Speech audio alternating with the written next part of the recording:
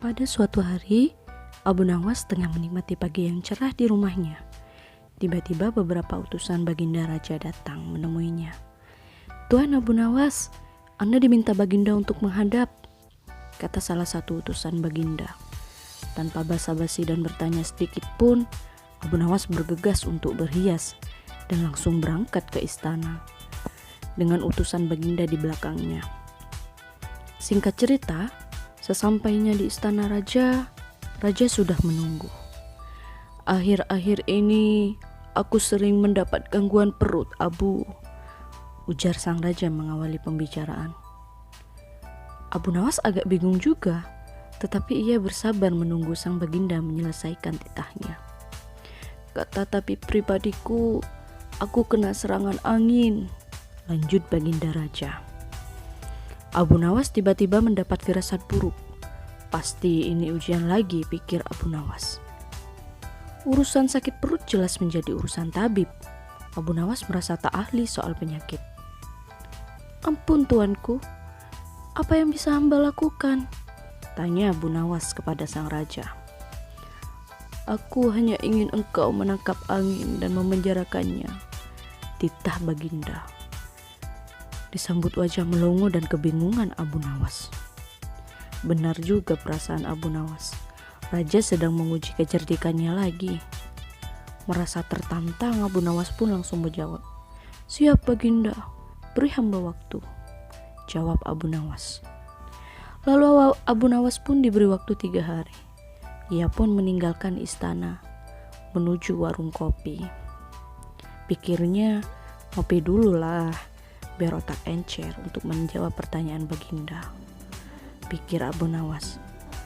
Orang-orang yang ada di warung itu serentak berdiri begitu melihat Abu Nawas datang.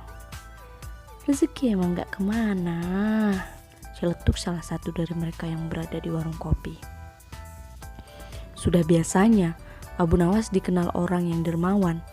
Mereka memastikan kopi yang sudah diseruput bakal dibayar oleh Abu Nawas yang baik hati. "Ini aku lagi mumet," tutur Abu Nawas sembari duduk di kursi kayu yang berada di warung kopi. Orang-orang langsung terdiam. Dari istana pasti dapat proyek, tebak di antara mereka. "Kalian bisa menangkap angin dan memenjarakannya?" tanya Abu Nawas terkekeh. Mereka saling pandang. "Gila," ucap mereka sama-sama sambil geleng-geleng kepala. "Angin kok ditangkap?" Abu Nawas lantas berdiri dan meninggalkan mulut melongo mereka. Salah satu di antara mereka, "Mau kemana kau?" teriak salah satu. "Mau kemana kau?" teriak salah satu dari mereka. "Pulang," jawab Abu Nawas dengan langkah gontai dan galau. 3 hari pun berlalu begitu cepat. Tapi tak perlu kaget, wajah Abu Nawas berseri-seri. Berkali-kali ia mengelus-ngelus perutnya. Ia pun menuju istana dengan langkah ringan dan senyuman. "Sudahkah engkau berhasil memenjarakan angin, hai Abu Nawas?" tanya raja sambil basa-basi lagi. "Sudah Paduka," kata Abu Nawas yang membuat orang-orang di istana penasaran. Abu Nawas pun mengulurkan botol yang sudah disumbat.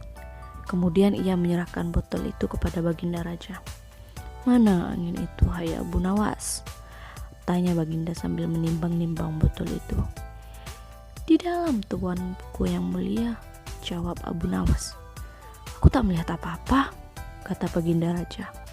"Ampun tuanku, memang angin tak bisa dilihat.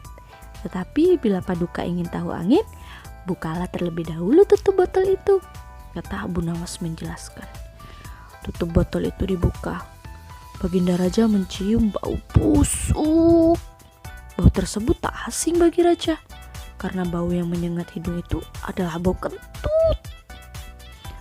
"Bau apa ini, hai Abu Nawas?" tanya Baginda marah.